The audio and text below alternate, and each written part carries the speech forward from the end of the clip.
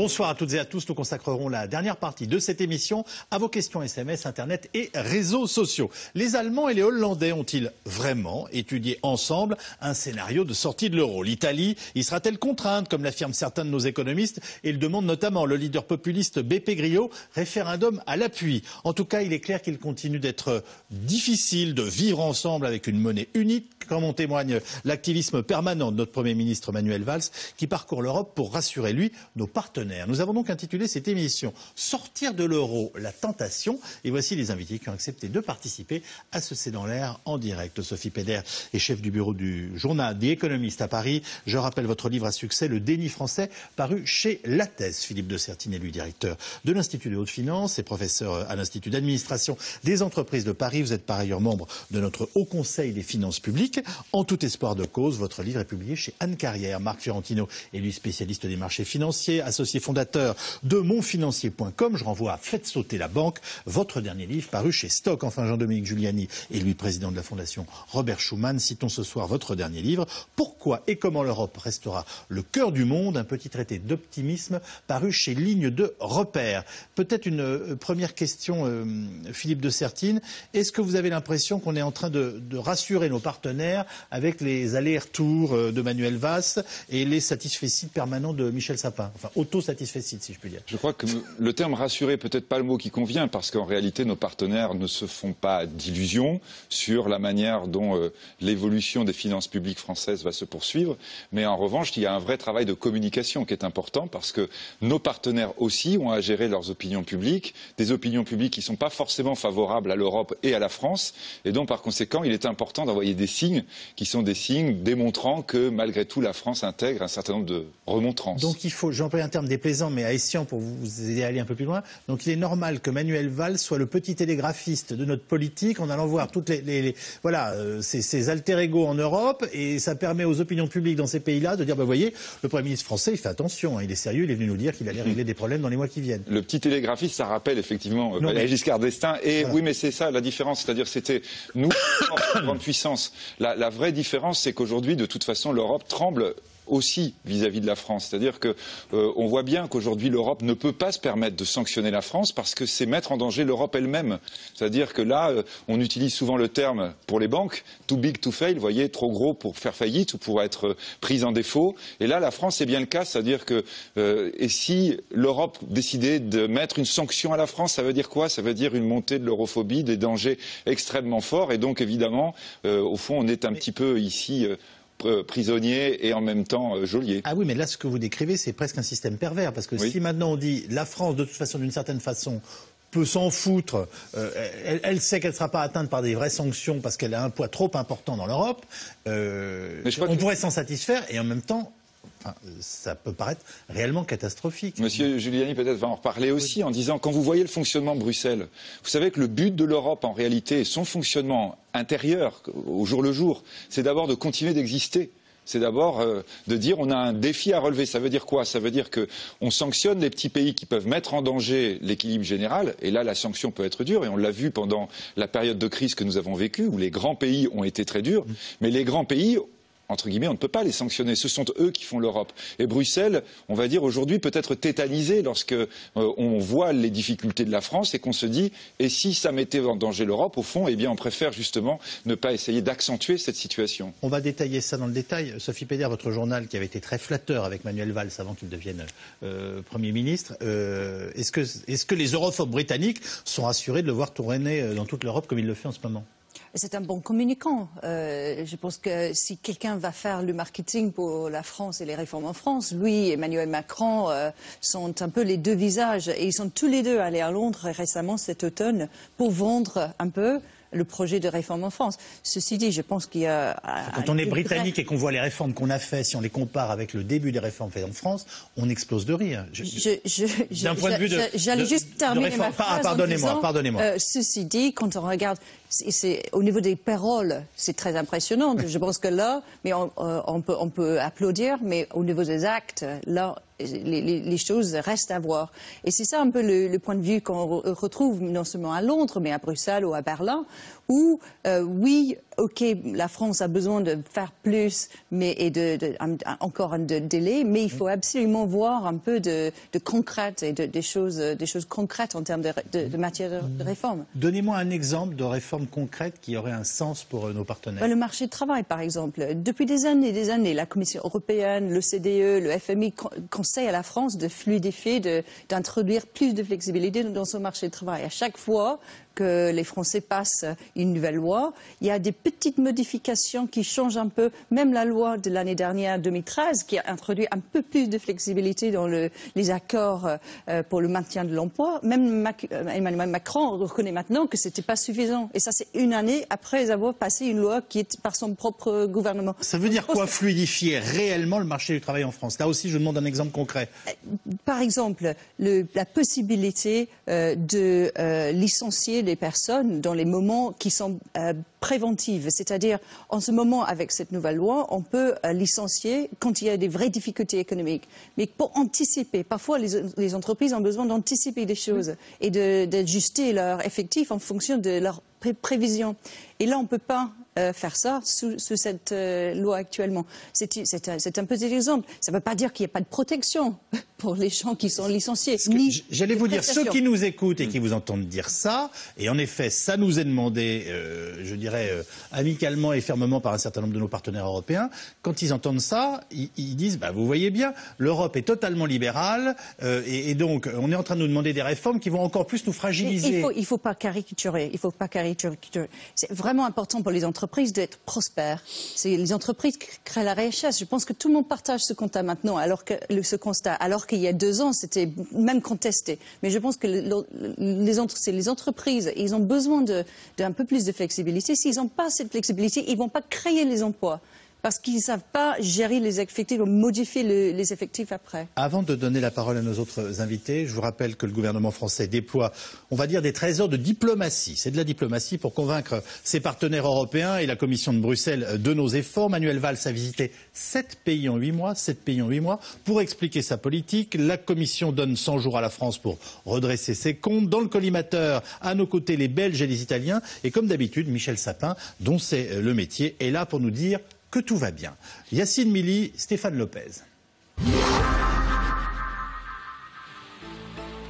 Le moins qu'on puisse dire, c'est que Manuel Valls se sera donné du mal pour défendre la politique économique de la France. Espagne, Italie, Allemagne, Royaume-Uni, Pays-Bas, Autriche, Danemark, une tournée européenne pour convaincre, avec un petit mot pour chacun, parfois même dans la langue du pays. My government is pro-business. Je vais mal le prononcer fort forcément. Frankreich is nicht der Siegmann von Europa. Voilà. Je le dis à mes amis français, la France n'est pas l'homme malade de l'Europe. Je veux dire aux Allemands que les réformes, nous allons les faire, car c'est d'abord l'intérêt de la France. Bref, nous remettons la France sur les bons rails pour qu'elle soit à nouveau une force économique motrice en Europe. Une opération séduction pour convaincre l'Europe que la France va se réformer. Pourtant, Paris vient de se donner jusqu'à 2017 pour atteindre l'objectif européen de 3% de déficit public. Alors pour rassurer le président de la Commission européenne, Manuel Valls a pris sa plume. La France mène des réformes économiques ambitieuses depuis 2012 et entend les accélérer. Il nous faut continuer de réduire les charges pesant sur les acteurs économiques et en particulier le coût du travail. Insuffisant pour la Commission européenne, chargée de valider les budgets pour 2015. Il y a quelques jours, c'est un ancien ministre de l'économie, français, qui prononce la sentence. 7 pays présentent un risque de non-respect pour 2015, comme ça a été dit par le vice-président Valdis Dombrovskis. La phase précédente ne signifiait pas que tout allait bien. C'est le cas de la Belgique, de l'Espagne, de la France, de l'Italie, de Malte, de l'Autriche et du Portugal. La France dans l'œil du cyclone. Bruxelles reproche à Paris de ne pas avoir pris les mesures suffisantes pour réduire son déficit structurel en 2014. La France est aujourd'hui en sursis. La Commission lui donne 3 mois pour faire de nouveaux efforts budgétaires. Pardon, bonjour. 100 jours pour convaincre. Il n'en fallait pas tant à Michel Sapin Dès hier, il avait déjà de bonnes nouvelles à annoncer. Le gouvernement révise le déficit 2015 à 4,1% du PIB contre 4,3% prévu initialement. Donc la Commission a eu raison de se donner un peu de temps et c'est pendant ce temps-là que nous sommes en train de nourrir de précision et de certitude les réflexions de la Commission. Et la France n'est pas la seule à enfreindre les règles budgétaires européennes. Sur 16 pays examinés, 7 ont été mis en garde. Parmi eux, l'Italie, la Belgique ou encore l'Espagne. Alors doit-on craindre pour la stabilité de la zone euro? Y a-t-il un risque sur la monnaie unique? Il y a un risque, il existe bien sûr. On voit que même s'il y a des mesures qui ont été prises fortes, et notamment du côté de la Banque centrale avec Mario Draghi, qui a annoncé son fameux whatever it takes, c'est-à-dire le fait qu'il ferait tout ce qu'il peut pour sauver l'euro et tous les moyens qu'il a à sa disposition, ce qui veut dire que c'est très fort parce qu'une banque centrale a effectivement beaucoup de moyens. Ça a rassuré les marchés, les taux d'intérêt sont très bas, mais pour autant, on voit qu'aujourd'hui, la crise, elle est plutôt politique au niveau des gouvernements nationaux, la montée des populistes, l'euroscepticisme, et qu'on n'est pas à l'abri un jour qu'un de ces partis prenne le pouvoir dans un des pays et qu'on ait une sortie brutale de la zone euro. Et à ce moment-là, ça serait un cataclysme, ça créerait un chaos au niveau de la viabilité de l'euro. Et on n'est pas à l'abri justement d'une implosion de la zone euro par ce type de scénario. Un scénario que Bruxelles souhaite éviter à tout prix. Alors à la Commission, l'heure est à la relance. Jean-Claude Juncker vient de dévoiler un plan de 315 milliards d'euros pour que l'Europe reprenne le chemin de la croissance. Première question de téléspectateurs. Une monnaie commune, sans des règles communes de taxation, de salaire, à quoi cela sert-il? La question est pour vous, Jean-Dominique Giuliani. Puis on revient sur tout ce qu'on vient de voir. Hein. Ça sert par exemple à la France aujourd'hui d'arriver à continuer à emprunter à des taux tout à fait intéressants, bénéficiant de la réassurance en quelque sorte de partenaires plus sérieux et plus fiables, encadrés dans des règles par traité. Vous êtes en train de me dire qu'on n'emprunte pas cher grâce à l'Allemagne. Grâce à l'Allemagne? Oui, absolument, c'est ça que je pense. Il faudra que j'envoie un petit mot à Angela Merkel pour les fêtes alors. Oui, parce que si nous étions tout seuls sur les marchés avec une monnaie nationale, compte tenu de la manière dont ça se passe chez nous sur le plan politique, sur le plan économique, sur les décisions qui sont prises ou pas prises, les réformes qui sont pas faites, je pense que la France serait extrêmement mal en point. Elle aurait certainement dévalué plusieurs fois. C'est déjà arrivé dans le passé. Je rappelle quand même qu'on a dévalué 17 fois au siècle précédent. Donc on a l'habitude. Mais chaque fois, c'est un peu d'appauvrissement, même si de temps en temps, ça peut doper un peu nos exportations. En fait, c'est de l'argent qu'on prend dans la poche des plus défavorisés. Et donc, vraisemblablement, non seulement nous aurions un problème sur notre dette publique, nous aurions un énorme problème, je pense, de balance des paiements, et nous serions peut-être à la remorque, comme nous l'avons été dans le passé, on l'oublie un peu trop vite, d'un certain nombre de nos partenaires qui faisaient nos fins de mois. Sous la 4e République, c'était le FMI. Je rappelle que les présidents du Conseil faisaient souvent, tous les trimestres, le voyage à Washington pour essayer de faire en sorte que les finances françaises ne soient pas vraiment en difficulté. Et que pendant les premiers moments... En 1956, on aurait fait une émission, on aurait dit le président du Conseil est allé visiter le... Oui, tout le monde le savait, oui. C'était pour... Notre c'est dans l'air, ce serait fait dans ces conditions. Et avant l'euro, à plusieurs reprises, on peut même citer les dates, il n'est pas rare que la Bundesbank soit intervenue pour soutenir le franc et nous sortir de la difficulté. Donc c'est à ça que sert l'euro. L'euro, c'est un certain nombre de règles, de disciplines, mais c'est aussi une solidarité. On va détailler tout ça. À la question qui nous était posée, une monnaie commune sans des règles communes de taxation, de salaire, à quoi ça sert? Que répondez-vous? Je crois que c'est important de revenir là-dessus. Il faut bien distinguer à la fois l'Europe, la crise financière et la crise économique. Et aujourd'hui, c'est très intéressant parce qu'on a réglé temporairement la crise financière. C'est ce qui vient d'être expliqué. C'est-à-dire qu'on a aujourd'hui, vous vous rappelez, on avait des débats sur les eurobonds qui auraient permis d'emprunter tous à des taux qui sont très proches, voire au même taux. Mais on y est. C'est-à-dire qu'aujourd'hui, on emprunte à 1%, les Espagnols, les Italiens empruntent à 2%, les Allemands empruntent à 0,70%. C'est-à-dire qu'on a réussi pour l'instant à faire l'Europe financière. Et ça, c'est une avancée qui est une avancée quand même exceptionnelle compte tenu du niveau de la dette des principaux pays dont on parle. Donc on est aujourd'hui en train de refinancer la France à 1%, l'Italie à 2%, l'Espagne à 2%. Ça, c'est quasiment un miracle européen. Donc du côté crise financière, on peut dire qu'on a une parenthèse aujourd'hui qui est une parenthèse assez heureuse. En revanche, le contraste avec la crise économique devient extrêmement fort. C'est-à-dire que l'agacement qu'on sent chez nos partenaires vis-à-vis de la France, c'est de dire, attendez, on a créé des conditions financières pour être dans des conditions favorables pour tout le monde. Vous empruntez aujourd'hui à 1%, en partie grâce à nous.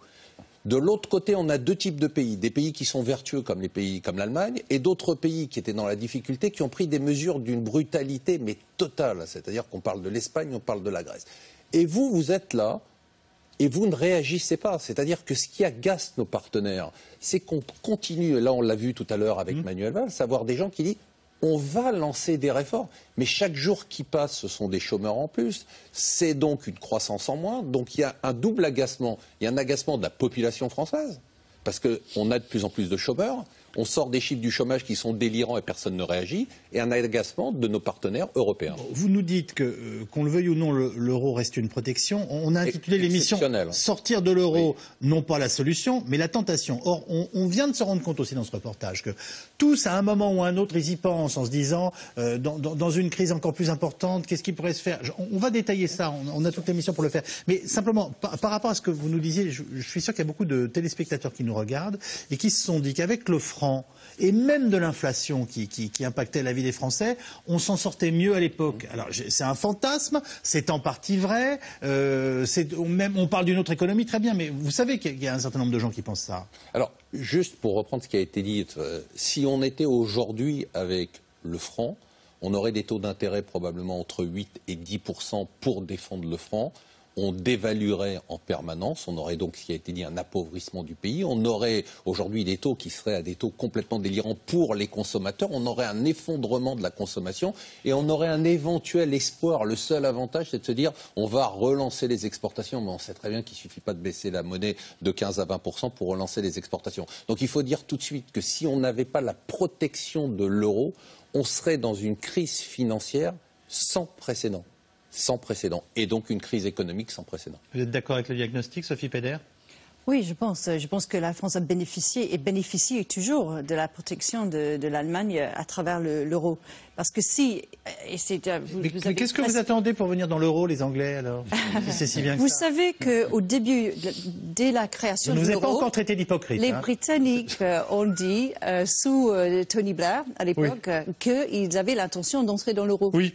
Ça paraît improbable, voire absurde actuellement, mais c'était au début, c'était l'objectif. À l'époque, l'argument fait, c'était question de cycle.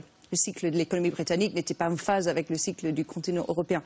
C'était peut-être un petit prétexte, mais au moins l'objectif était d'entrer dans l'euro. Maintenant, la question ne se pose pas au Royaume-Uni. Ah oui, non, parce que je veux dire, si vous avez cette conversation avec des amis britanniques dans un dîner au moment du cheddar et que vous leur dites, bon, écoutez, ça va être formidable, il faut absolument qu'on joigne l'euro, tout le monde se tord de rire, on est bien d'accord. Je pense que là, actuellement, cette question ne se pose pas. Cette question ne se pose pas. C'est une façon, par périphrase, de me répondre, mais enfin, c'est quand même très clair. J'ai l'impression que vous nous dites depuis le début de cette émission que le problème, c'est pas l'euro, c'est la France. Oui, et peut-être quand même, en rajoutant, vous voyez, par rapport à la question du téléspectateur, il y a des gens qui disent pourquoi, après tout, avec le franc, ça marchait mieux. Bon, d'abord, c'était vraiment une autre époque. Je crois qu'il faut avoir conscience que notre problème, nous, à nous Français, parfois d'ailleurs, à nous Européens, y compris les Britanniques et les Allemands, c'est qu'on doit tenir compte maintenant de la planète, des 7 milliards 200 millions d'êtres humains. On était 6 milliards en 99. Vous voyez, on est dans une accélération absolument incroyable. Tous les Français se sont achetés leur petit pavillon avec une inflation parfois à 8%. Oui, mais c'était dans l'après-guerre, juste. Ils l'ont donné à leurs enfants, la le petit pavillon. On était dans l'après-guerre, en pleine guerre froide. C'est-à-dire, on était dans un moment où le monde était, on va dire, dans des tensions et des approches qu'aujourd'hui, on mesure peut-être avec effroi. Je crois que l'idée d'une monnaie, l'idée des Européens depuis l'après-guerre, ça a été de dire, nous devons reconstituer les conditions d'une confiance entre les peuples d'Europe. C'est vrai que ça, c'est des choses qui parlent moins. La confiance, c'est le commerce. Et le commerce a besoin, pour sa confiance, d'avoir une référence monétaire forte. Quand vous avez un pays qui a une monnaie et un autre qui a un autre pays et que les deux le manipulent, eh bien, évidemment, à un moment donné, vous allez dire « Ah oui, on a fait une dévaluation compétitive ». En fait, vous cassez le commerce international. La Grande-Bretagne le sait. C'est ce qu'elle a fait au XIXe siècle et au début du XXe siècle. La livre sterling était le point d'ancrage du commerce international qui a permis une très longue période de paix. On a le marché, mais on n'a pas la confiance, Jean-Dominique Giuliani. Oui, la preuve. Oui, pourquoi? Parce que l'économie a changé, le monde a complètement changé, et nous sommes, nous, Français, sous le regard de financiers et d'une économie complètement différente. On parle souvent de chiffres et les téléspectateurs ne comprennent pas ce que ça veut dire. Moi, j'en prends un, par exemple, complètement basique et idiot, qui fait hurler toujours les économistes et surtout à Bercy. Aujourd'hui, le budget de la France, c'est 373 milliards d'euros. De l'État. Et les recettes, ce n'est que 291 milliards. C'est-à-dire qu'en gros, on a un déficit chaque année de 30%. On dépense chaque année 30% de plus. C'est pas 3% du PIB, 4%.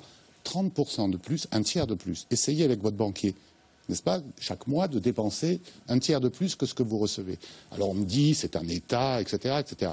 Je veux dire par là que ça fait pratiquement 40 ans qu'on n'a pas un budget en équilibre, qu'on a donc mal géré nos finances publiques, que ce sont elles qui pèsent sur l'emploi aujourd'hui en France, par exemple.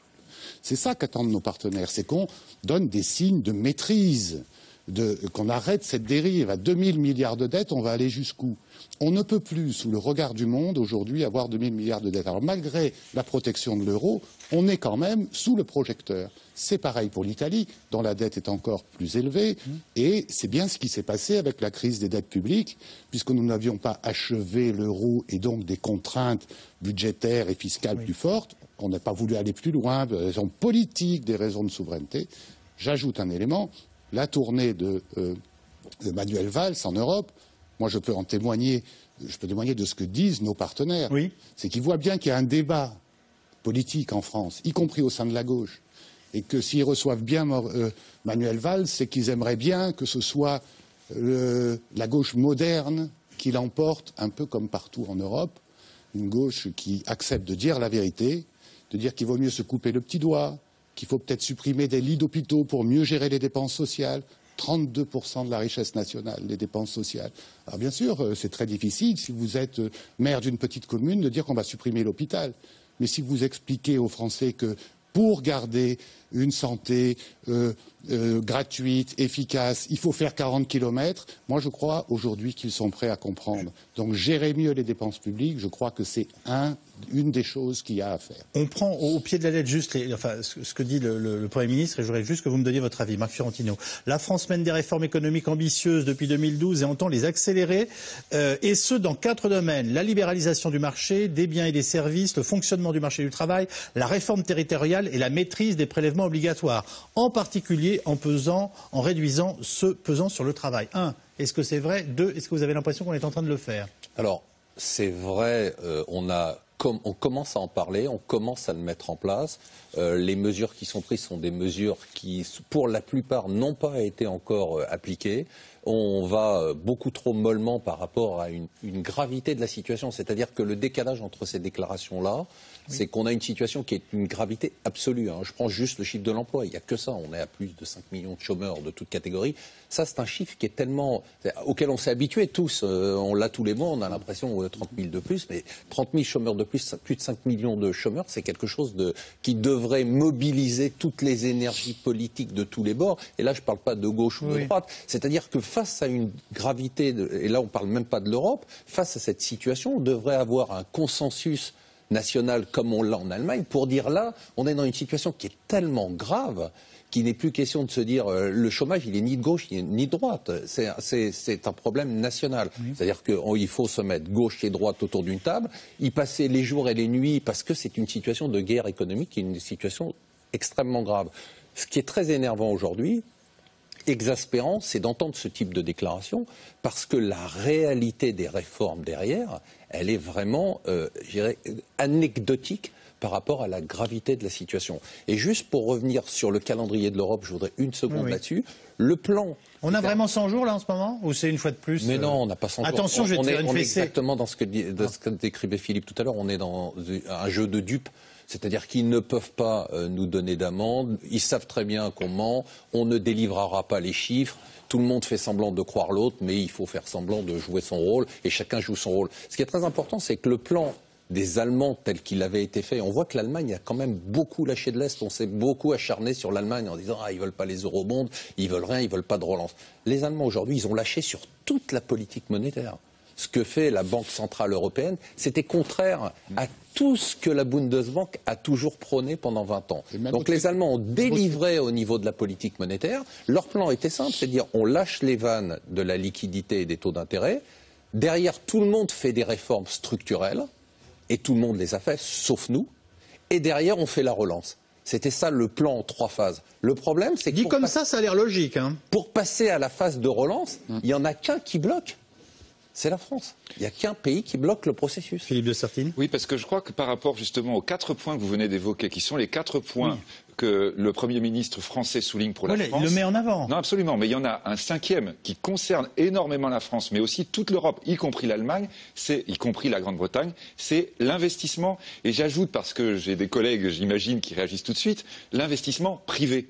L'un de nos problèmes absolument majeurs, nous, Européens, aujourd'hui, c'est que dans le monde entier, on a une liquidité absolument incroyable. Oui. Cette liquidité, elle a été émise par les banques centrales, on va dire, de manière non conventionnelle. On met tout le temps des guillemets, on le dit sans cesse, en disant non conventionnelle, ça veut dire qu'elle est quand même parfois un peu absurde. Mais cette liquidité, elle cherche où s'investir. Et là, le problème... Je le dis brutalement, quoi. Il y a du fric qui traîne ? Il y a du fric qui traîne partout. D'accord. Il y a du fric qui traîne partout. Et donc, aujourd'hui, cette liquidité, elle devrait pouvoir s'investir dans une économie tournée vers l'avenir, dans une économie européenne qui aurait un grand plan d'avenir, de dire on attire les capitaux privés, on veut qu'ils s'investissent. Je dis bien les capitaux privés, pas les capitaux publics. Et aujourd'hui, cette question, elle est devant nous. On sait que la Commission, la nouvelle Commission, c'est son très grand projet. C'est de dire nous avons fait l'union bancaire, nous allons faire l'union du marché financier européen. Mais ça, on voit bien dès maintenant, et là on revient à la question de tout à l'heure, c'est-à-dire que ça implique évidemment qu'il y ait des vraies questions sur la fiscalité, sur le fait qu'il n'y ait pas un pays comme la France qui soit en train de mettre le bazar dans les déficits publics, etc. C'est-à-dire il y a des préalables qui sont absolument essentiels. Et là le problème, c'est qu'on est en train de changer de modèle mondial et que tant que l'Europe est en retard là-dessus, tant qu'elle n'arrive pas à investir massivement, nous sommes en train de prendre un retard terrible parce que le train va aller de plus en plus vite. Nous sommes déjà dans les wagons de milieu et on risque de le rater complètement. Mais là, vous vous rendez compte que vous êtes en train de nous expliquer que le monde ne tourne pas rond, enfin, une partie de l'Europe et le monde ne tourne pas rond à cause de nous. Bien sûr. Bien sûr, là, si ça doit nous faire plaisir, nous Français, on peut dire qu'on n'est plus des leaders mondiaux probablement aujourd'hui, quand on regarde la taille et le poids des leaders mondiaux. En revanche, on a une vraie capacité, on va dire, de faire dérailler le train. Ça fait aucun doute. La France est... À freiner le train ou à le faire dérailler, ce qui n'est pas la même chose. À le faire dérailler. Si jamais le couple franco-allemand explose, l'Europe explose, et l'Europe qui explose, le monde entier ne s'en remet pas. Alors, allons voir les Allemands justement. La France inquiète-t-elle vraiment ses partenaires outre-Rhin? Une chose est sûre, les rumeurs les plus malsaines se plaisent à envisager une sortie, par exemple, de l'Allemagne de l'euro. La question se serait déjà posée en 2012, selon l'ancien ministre hollandais des Finances, confirmé d'ailleurs depuis par son successeur. Leur homologue allemand s'est cru obligé de démentir ces scénarios de sortie de l'euro. Laurent Hirsch et David Lemarchand.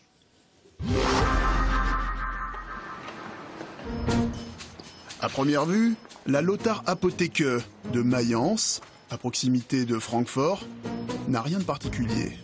Et pourtant, certains clients de cette pharmacie peuvent parcourir la moitié du pays pour y faire leurs emplettes. Il y a des gens qui viennent de très loin. Il y avait un client qui est venu de Traunstein, qui est tout en sud de Bavière, 400-500 km d'ici. La raison est simple. Près de 13 ans, jour pour jour, après leur disparition, les Deutschmark sont ici toujours acceptés.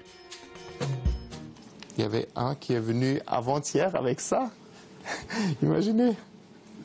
Et le mieux que j'ai jamais eu, c'était des Deutschmark que je n'ai jamais vus dans ma vie parce que je suis trop jeune. Et ce sont les Deutschmark de la Bank Deutscher Länder de 1949. Rares sont les commerces à encore accepter les Deutschmark. Mais outre-Rhin, la Bundesbank a toujours l'obligation de les échanger contre des euros. Une particularité qui s'explique notamment d'un point de vue historique. Je pense d'abord à la confiance que nous avons placée dans notre monnaie nationale.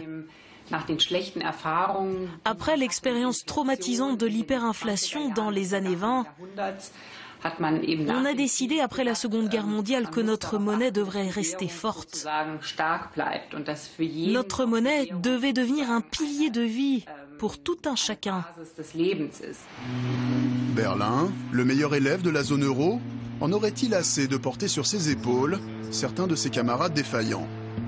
L'idée fait son chemin outre-Rhin, notamment au Parlement du Brandebourg, qui accueille depuis quelques semaines des députés d'un jeune parti, l'AfD. Voici une de nos affiches électorales qui présente un de nos thèmes favoris, l'euro ruine l'Europe. Cette formation, hôtesse populiste selon ses adversaires, milite pour une refonte de la monnaie unique. Lorsque Konrad Adenauer est allé à Athènes en 1955, sa protection était assurée par 7 policiers. Lorsque Mme Merkel s'est rendue en Grèce, il y a quelques mois, il y a eu de violentes manifestations et 7000 policiers dans Athènes pour la protéger. Si c'est ça l'unification de l'Europe via une monnaie commune, on s'est trompé quelque part. Berlin pourrait-elle abandonner la monnaie unique? La question, a priori saugrenue, a été relancée ces derniers jours suite aux révélations de la presse néerlandaise. Il y a 2 ans, au plus fort de la crise de l'euro, l'Allemagne et les Pays-Bas auraient échafaudé en secret des plans de sortie de l'eurozone. Une information confirmée officiellement côté hollandais. Ce à quoi les Allemands ne répondent ni par oui, ni par non. J'aurais souhaité savoir si vous confirmiez cette information de votre côté et en quoi consistait ce scénario, s'il existait, de sortie de la zone euro. Est-ce que c'était un retour au Deutschmark? Nous avons toujours milité au sein de l'Eurogroupe pour défendre l'euro. Et je peux assurer que je l'ai personnellement fait durant les 5 dernières années. Ne vous laissez pas perturber par je ne sais quelle spéculation ou rumeur, pour ainsi dire. Ça n'a pas été confirmé par le ministre des Finances allemand, ou plus exactement, il a dit que c'était un travail de l'Eurogroupe. L'Eurogroupe a travaillé à cette époque, je n'en étais pas membre, a travaillé à cette époque sur la situation, mais avec une volonté. C'est évidemment que cette hypothèse ne se réalise pas. L'hypothétique disparition de la monnaie unique refait surface. Coïncidence ou pas, au même moment, le monument célébrant l'euro au centre de Francfort est menacé de destruction par manque de budget pour le rénover. Drôle de symbole. Là, Michel Sapin, il vient de nous dire non mais oui. Hein. Je suis désolé, ils viennent nous dire... Écoutez, que tous les ministres travaillent à toutes les hypothèses, c'est leur devoir. C'est pas un peu facile, ça, d'accord, en plein milieu de la crise, mais non. Écoutez, même François Barouin a fait la révélation dans un livre. Ils ont travaillé sur toutes les hypothèses et puis ils ont fait leurs décisions en fonction...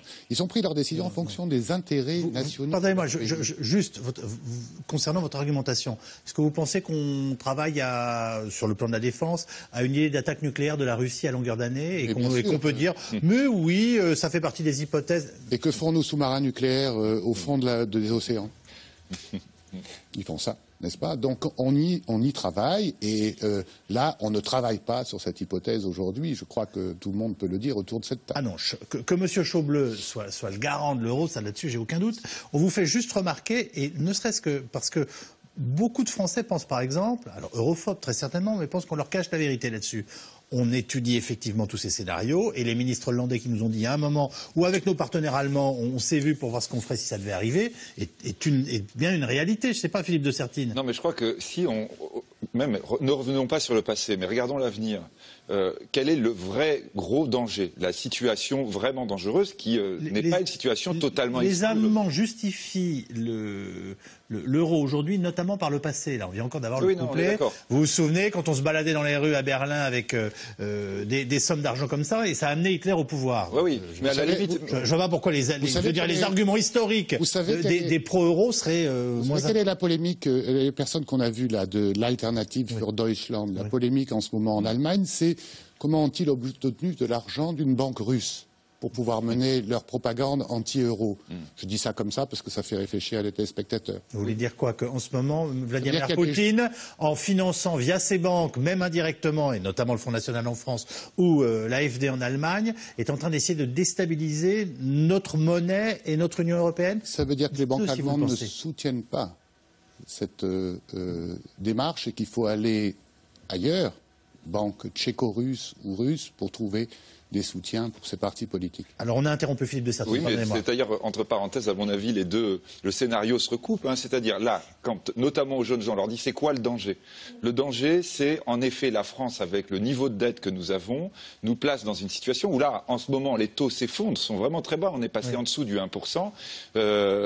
1%, c'est incroyable, c'est-à-dire c'est vraiment inouï et donc, on va dire, extrêmement temporaire. Le vrai danger, c'est s'il y a remontée des taux, nous avons un niveau de dette tellement énorme, nous levons beaucoup plus que notre déficit chaque année, c'est que très rapidement, notre budget devienne impossible à rectifier et que nous nous retrouvions avec une difficulté à emprunter. C'est-à-dire si les taux montent d'1, 2, 3%, c'est-à-dire qui nous ramènerait à 4%, ce qui a rien, il n'y a rien d'extraordinaire d'un point de vue historique. Là, on se retrouverait vraiment en très grave difficulté. La seule solution à ce moment-là, celle qui a existé pour tous les autres pays d'Europe qui ont été dans cette difficulté auparavant, notamment l'Italie, pour reprendre un très gros, c'est que ce soit les autres pays qui empruntent pour le pays en question et qui lui redonnent l'argent à taux faible. C'est-à-dire que l'Allemagne, en l'occurrence, serait le seul pays à ce moment-là qui devrait emprunter et redonner à tous les autres pays de la zone euro et en particulier à la France. Ça, il est évident que pour l'Allemagne, ce serait intenable. Si on est dans un scénario périlleux, c'est ça le vrai grand danger. C'est qu'il y ait un déséquilibre tel des finances publiques françaises que dans l'état actuel des choses, je ne parle même pas de dette qui passerait les 2000 milliards l'année prochaine, 100% du PIB, enfin, pardon, plus de 2000 milliards puisque nous y sommes, mais qui passerait les 100% du PIB. Je ne parle même pas de cette hypothèse-là, juste une remontée des taux placerait la France dans une situation intenable qui la conduirait à demander, là, non pas, même pas de faire les fins de mois à l'Allemagne, mais dire empruntez pour nous. Et là, effectivement, on est dans le risque de rupture. Et s'il y a rupture, ça veut dire quoi? Ça veut dire que l'Allemagne, très clairement, de manière évidente, se tourne vers le nord et vers l'est. Évidente. Et on sait bien que la Russie n'attend que cela. Quand on fait des scénarios catastrophes, généralement, c'est pour dire ensuite, mais c'est pas possible.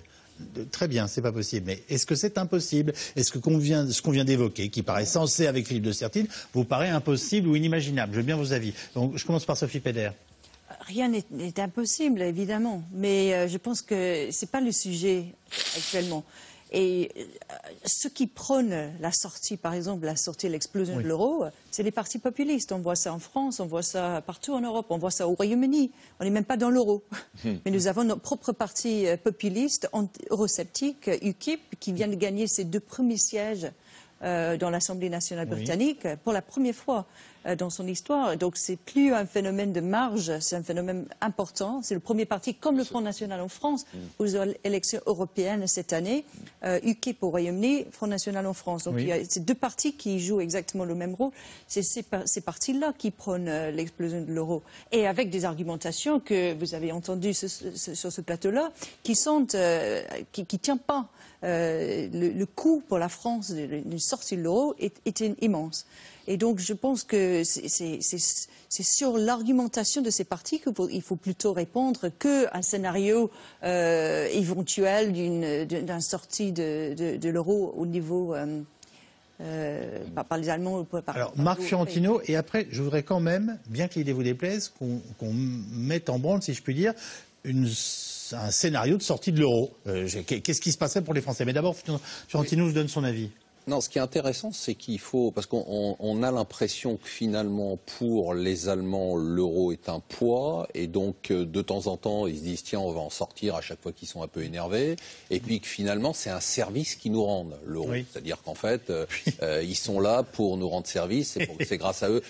Il faut comprendre quand même que pour les Allemands, l'euro, c'est quelque chose de fantastique. C'est-à-dire que déjà, s'il n'y avait pas, on parlait tout à l'heure, s'il n'y avait pas d'euro en France, les taux d'intérêt seraient à 10%, seraient dans une crise majeure. S'il n'y avait pas d'euro en Allemagne, le Deutschmark serait à un niveau absolument spectaculaire, extrêmement élevé, qui asphyxierait le moteur des exportations, qui est le moteur principal de la croissance allemande des 10 dernières années. Donc il faut bien imaginer que sans l'euro, l'Allemagne aujourd'hui aurait une monnaie trop forte pour exporter, elle perdrait son marché, Parce que son marché domestique à l'Allemagne aujourd'hui, c'est la zone euro.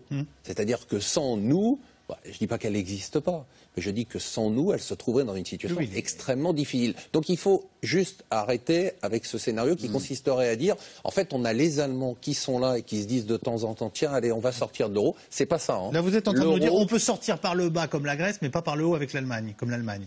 On peut sortir par le bas avec la Grèce. La Grèce, c'était on pourrait en parler pendant des heures, mais la Grèce, c'était vraiment... D'abord, la Grèce n'aurait jamais dû faire partie de l'euro et la Grèce ne devrait pas faire partie de la zone euro. Bon, ça, c'est un autre débat, on peut l'avoir.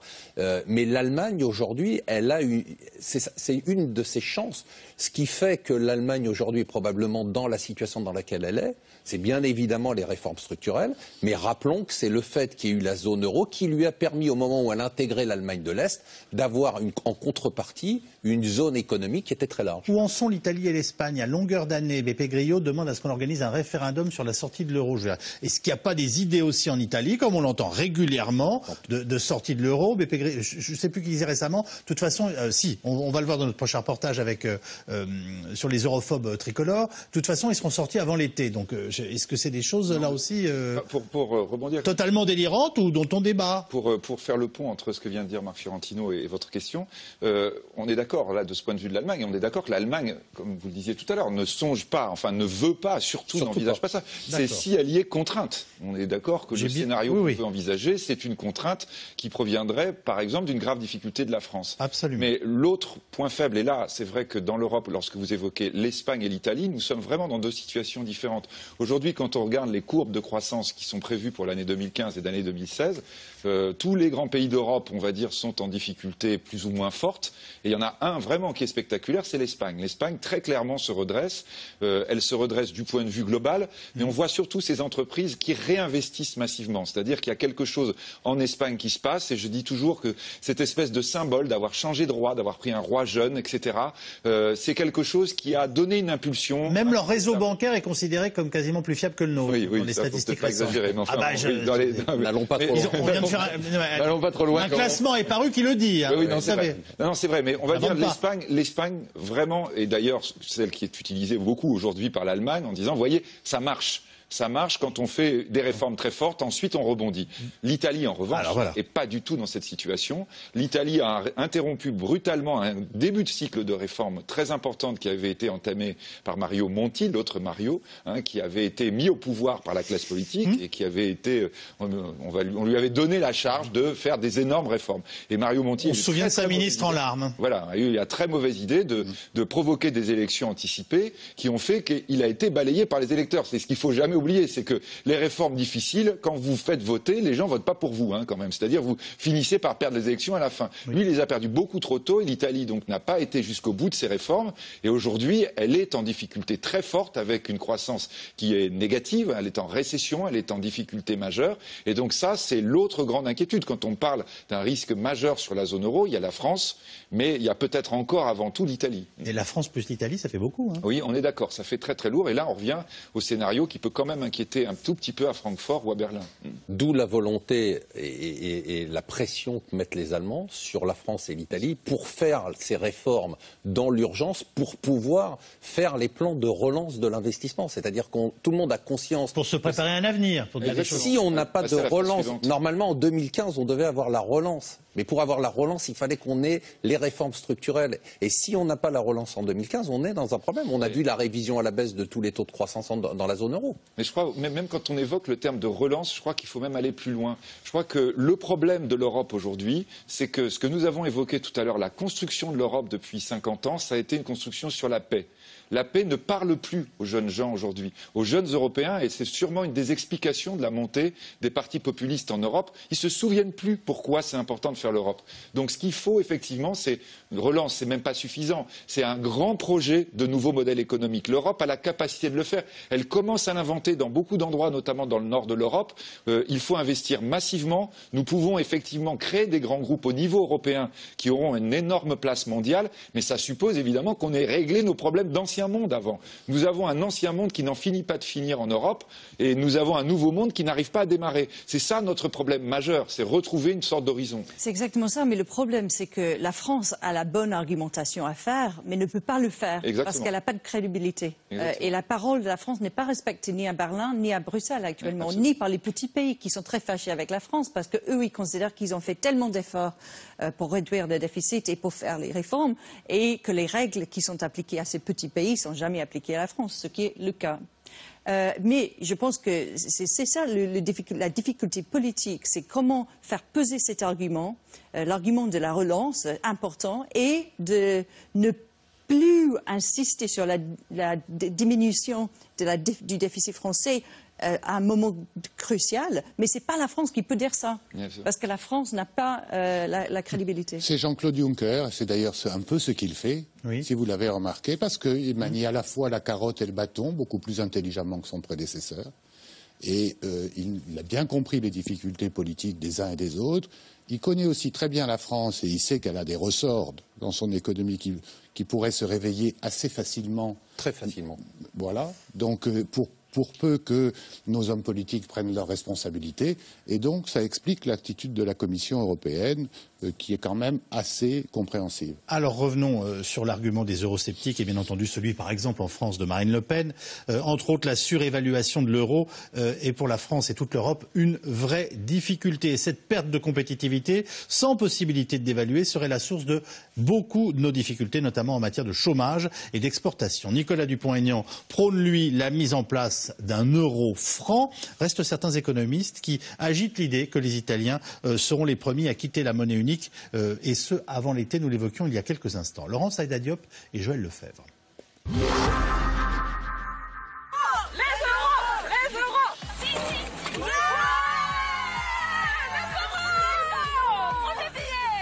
C'est 50 €, je sais pas combien ça fait en francs, mais ça fait plaisir d'avoir des euros.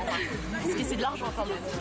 Ce 1er janvier 2002, c'est un peu le Big Bang pour les Français.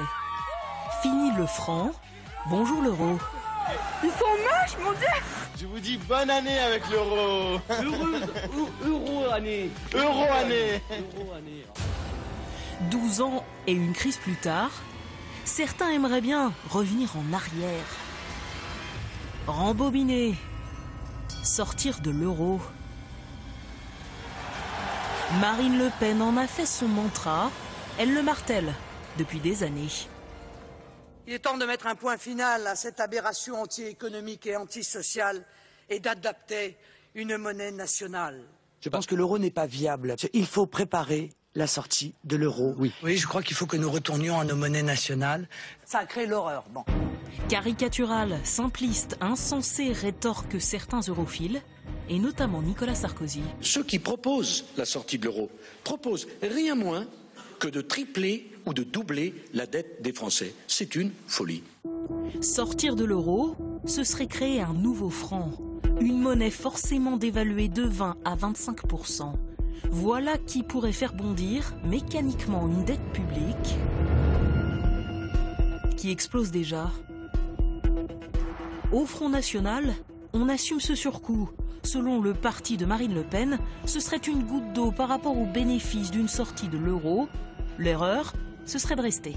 La monnaie européenne est surévaluée par rapport à l'ensemble de toutes les autres monnaies. Je vous l'ai dit, le dollar, la livre sterling, le yen. Et donc, nous ne sommes plus du tout compétitifs, ce qui explique qu'aujourd'hui, la croissance est à zéro. La zone euro et la France en particulier se sont fortement désindustrialisées, avec beaucoup de chômage d'emplois industriels qui ont été détruits depuis une bonne dizaine d'années. Et ce phénomène s'aggrave de plus en plus. Les entreprises se délocalisent. Pourquoi? Parce que la zone euro n'est plus du tout compétitive de par la surévaluation de notre monnaie. Donc c'est très simple. La zone euro, c'est la zone zéro. Zéro croissance économique, zéro emploi créé, zéro hausse des salaires. Justement, avec Pépé Grillo, on parlait de l'euro. Nicolas Dupont-Aignan défend la même ligne. L'euro serait une utopie politique, une illusion. Pour lui, impossible d'avoir une monnaie unique avec des économies si différentes. L'euro, c'est un aspirateur à richesse vers l'Allemagne. L'euro est sous-évalué pour l'économie allemande et il est nettement surévalué pour l'économie italienne et française. Et donc, les emplois disparaissent. Et il y a un transfert de richesse. Ça s'est passé pareil au moment de l'unité italienne, ça s'est passé pareil au moment de l'unité allemande, quand il y a eu une monnaie commune. Vous savez, toutes les expériences de monnaie unique aboutissent à un transfert de richesse vers les zones les plus compétitives. Si on veut ça et créer le chaos social en Italie et en France, on continue comme ça. Le chaos, justement, on n'en serait pas loin selon cet économiste.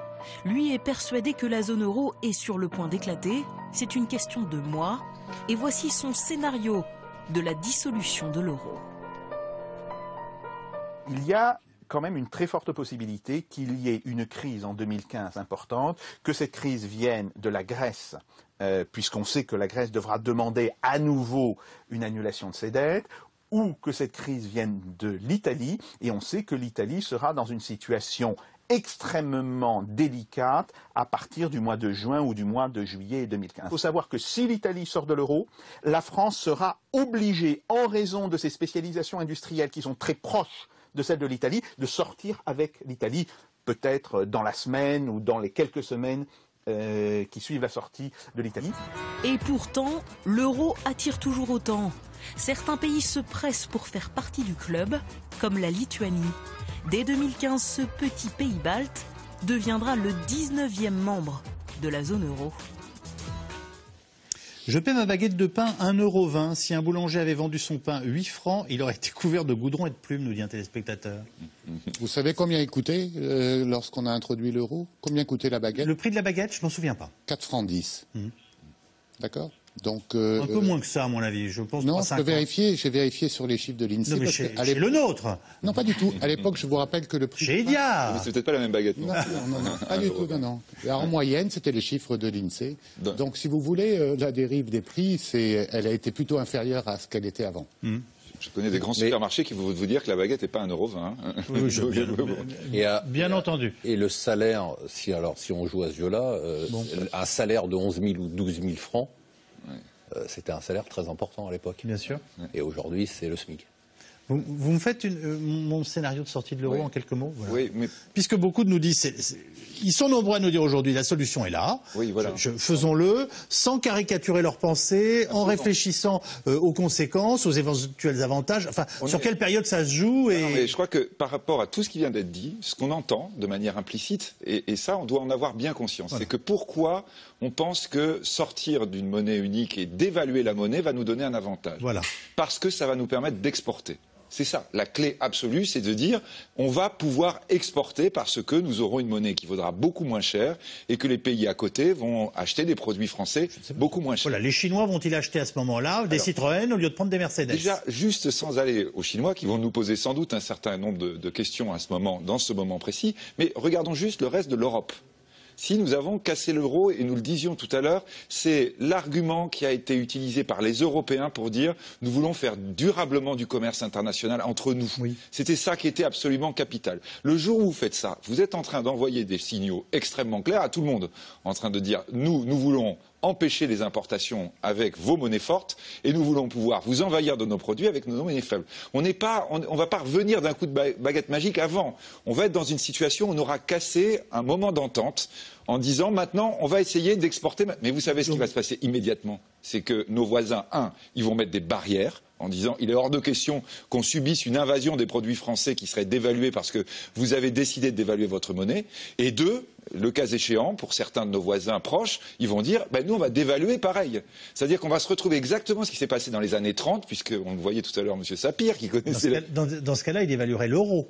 Non, ils vont dévaluer leur euro personnel. Enfin, si on est dans l'idée que tout le monde sort, eh bien, chacun va dévaluer sa monnaie. C'est ce qui s'est passé dans les années 30. Et là, vous bloquez totalement le commerce international. Et malheureusement, je crois qu'il faut le dire, et là, évidemment, je le répète, ça ne parle pas aux jeunes générations, mais lorsque vous n'avez plus de commerce international, c'est le début de la marche vers la guerre. Parce que, évidemment, on va commencer à aller vouloir chercher chez le voisin ce qu'il ne veut pas vous vendre ou ce qu'il ne veut pas vous apporter. Jean-Dominique Giuliani, qu'est-ce que vous mettez en avant? Moi, je mets en avant immédiatement, compte tenu de cette baisse de la monnaie nationale que nous récupérerions, l'impact sur le pouvoir d'achat direct des Français. Bien sûr, j'imagine entre 200 et 400 milliards d'euros de dettes supplémentaires dans les 2 ans, même dans l'année qui suit une sortie de l'euro. Aujourd'hui, la facture pour se chauffer, pour les Français, j'ai fait les calculs, c'est 2100 € en moyenne. Rajoutez 20%. Ça, c'est tout de suite, malgré les baisses des prix de l'énergie. Vraisemblablement, compte tenu de l'état des finances publiques, ça veut dire des licenciements de fonctionnaires à terme, dans les 2 ans qui viennent. Pourquoi? Parce qu'on n'aura plus les moyens de les payer. On a vu ça dans certains pays. Ça veut dire, en gros, sur le marché du travail, pratiquement compte tenu des barrières aux échanges et de la déstabilisation du système financier, à mon avis, la première année, selon moi, j'avance mes chiffres, 200 000 chômeurs de plus. Donc, je m'arrête là. J'ai fait le calcul pour tous les biens de grande consommation. C'est forcément 10 ou 20% plus cher immédiatement, peut-être 40% dans les 2 ans. Chacun peut faire ses comptes en allant chez le boulanger ou ailleurs. Qu'est-ce que ça donne en 2 ans, 40% de plus et vraisemblablement une diminution des salaires rendue nécessaire, comme on l'a vu dans un certain nombre de pays qui, malgré tout, sont restés dans l'euro, donc n'ont pas dû faire le quart de ce qu'il faudrait faire. Vous trouvez qu'ils en rajoutent ou c'est... Non, et une explosion, il faut juste terminer avec l'explosion des impôts, parce qu'on se retrouverait dans une situation où tout simplement, mécaniquement, c'est ce que vous disiez tout à l'heure, la dette augmente, mais le taux d'intérêt auquel on doit emprunter va exploser.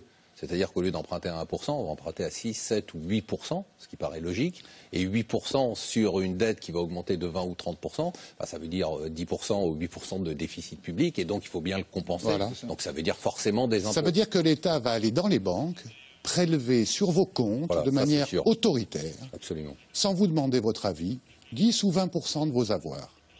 C'est ça que ça veut dire. Ce que Mme Le Pen propose, c'est ça. C'est-à-dire que c'est une telle catastrophe. Vous savez ce que nous dit Marine Le Pen? Elle nous dit, vous voulez faire peur aux Français, oui. En prenant à témoin l'histoire, ça ne se passera pas comme ça. On peut publier tous ces chiffres-là. D'ailleurs, moi, je l'ai fait. Personne ne les a contestés. Ils sont établis sur les bases de l'INSEE, sur ce que représente dans la consommation des ménages, le chauffage, le gasoil pour la voiture, le pain, la nourriture. Chaque fois, vous rajoutez 20% minimum dans l'année et 40% dans les 2 ans, à mon avis. Pardon. Non, j'allais juste dire, je pense que c'est assez séduisant l'idée que tout sera plus facile, tout sera moins cher. Oui. Donc je comprends pourquoi les Français trouvent que cet argument est au premier vue assez séduisant. Mais là, on a évoqué tous les scénarios et tous les éléments, et c'est vraiment important cette question de taux. Vous avez dans votre reportage parlé de la dette, de l'augmentation de la dette. Mais ce n'est pas simplement la dette qui est importante, c'est le taux qu'il faut, c'est le charge pour payer l'intérêt sur la dette qui est important. Et si le taux explose, évidemment, l'État n'a plus les moyens, dont tous ces problèmes de payer les fonctionnaires, d'augmenter éventuellement les impôts, de couper dans les dépenses. Toutes ces questions qui sont déjà difficiles en ce moment-là, avec un taux d'intérêt historiquement bas, et dont la France n'a pas besoin actuellement de consacrer un grand budget au service de la dette. Je passe aux questions parce qu'elles sont extrêmement nombreuses. On va essayer de faire des réponses brèves. L'Allemagne n'a-t-elle pas roulé les autres pays dans la farine lors de la création de l'euro? Je rappelle qu'ils ont renoncé aux marques. Oui, il faut rappeler d'ailleurs que quand l'euro est créé, 50% de la dette émise est de la dette allemande. C'est-à-dire l'Allemagne, effectivement, emprunte massivement. Et donc, elle va avoir conscience qu'elle met une pression très forte sur la zone. Et son idée forte va être de dire qu'il faut réduire absolument notre pression sur l'endettement global. Est-ce qu'ils nous ont roulé dans la farine? Non, la réponse est non, bien sûr. C'est-à-dire... Quels sont les avantages d'un euro fort ou faible? Moi, je rencontre encore beaucoup de personnes qui nous disent, mais pourquoi on ne peut pas le dévaluer un peu? On l'a dévalué. On l'a dévalué. On vient de passer de 1,40 en mai, donc c'était il y a 6 mois. On est à 23, à 24 actuellement, donc on a une dévaluation. Ensuite, si je puis dire, c'est pas que c'est déguisé, mais c'est pas franc. Vous comprenez ce que je veux dire? Non, c'est franc. Vous trouvez ça franc? C'est quand même un mouvement de 10%, c'est très important. Notre vrai problème, c'est le dollar, faut être clair.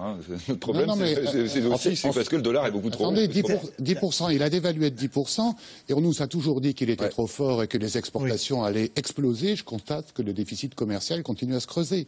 Donc vous voyez que ce n'est pas le problème. Le problème, c'est la qualité, le problème, c'est des problèmes structurels de l'industrie française, etc. Je pense, et pas d'abord le taux de l'euro, sauf peut-être pour certaines industries très particulières. Il ne faut pas oublier non plus que les importations augmentent. Donc c'est mieux pour les exportateurs, mais c'est beaucoup moins bien pour le consommateur qui veut acheter un produit qui est fabriqué à l'étranger. Donc c'est mécaniquement l'inverse. La défense envers l'euro ne traduit-elle pas la défiance envers nos hommes politiques? Peut-être, oui, peut-être. Il y a une base quand même, c'est-à-dire pour revenir aux arguments là-dessus, et c'est très important, c'est que ce qui est vrai dans ce qu'on entend sur la défiance vis-à-vis de l'euro, c'est qu'une monnaie unique sans une harmonie fiscale et sans une politique économique commune, c'est vrai que c'est un problème. C'était quasiment la première question que nous ont posée les téléspectateurs en début d'émission. Mais c'est vraiment, c'est-à-dire que là, ce qu'on a réussi à faire, on a une monnaie commune, on a une politique monétaire commune. Ça, c'est extraordinaire. C'est-à-dire qu'on ne se rend pas compte, on répète c'est 1%, comme si c'était un non-événement, mais c'est quelque chose d'historique et de magique, parce qu'avec la dette qu'on a empruntée à 1%, c'est magique.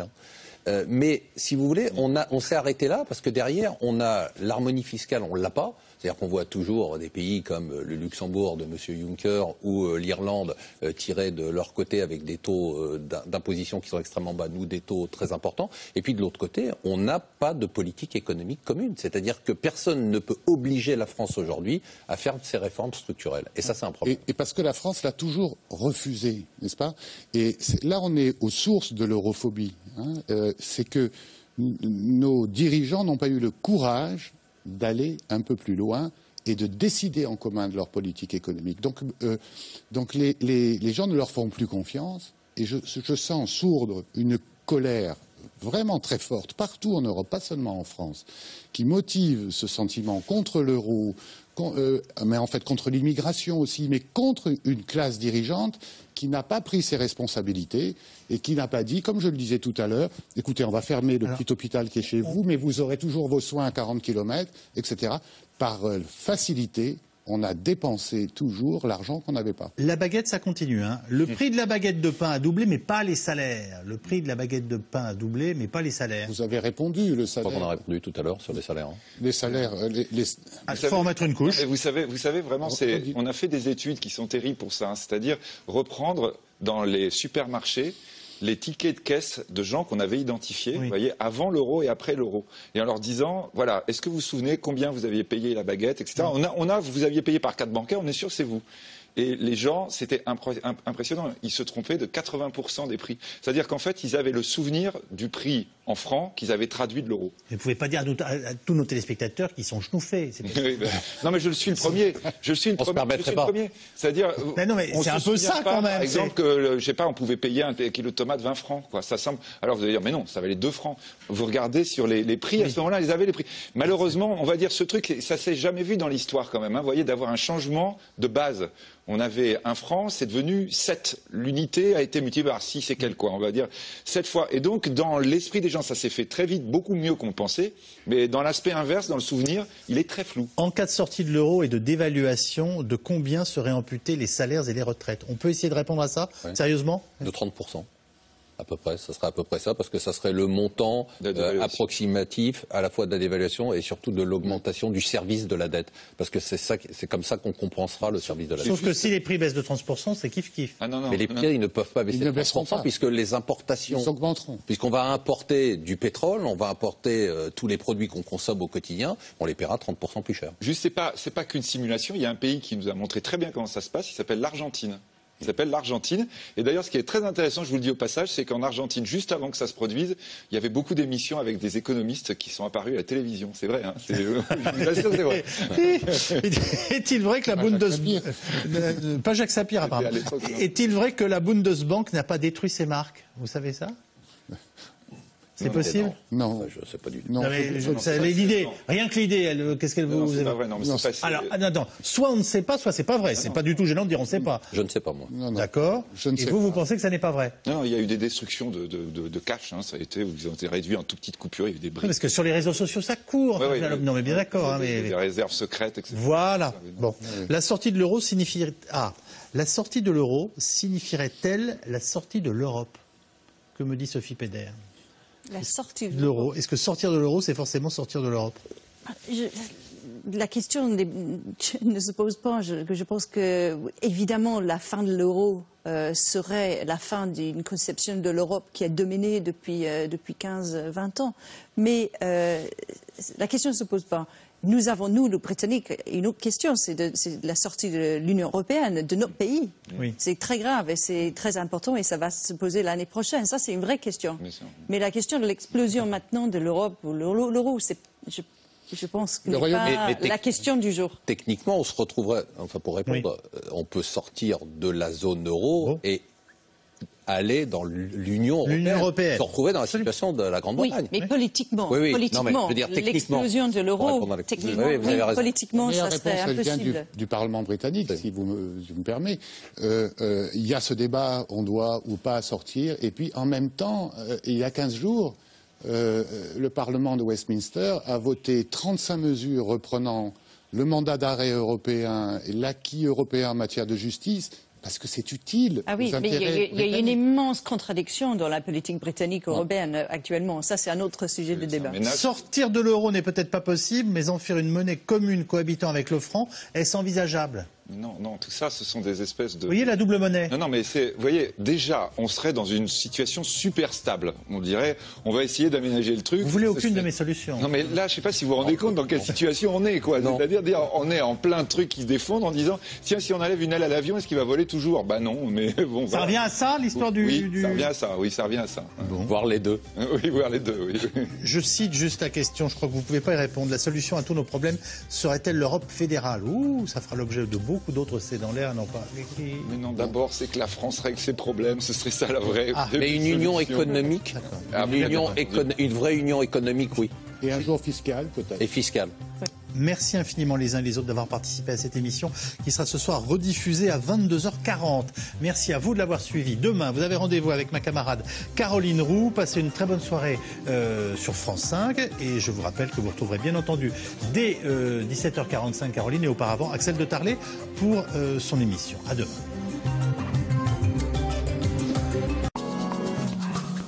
C'est dans l'air et c'est aussi sur France5.fr.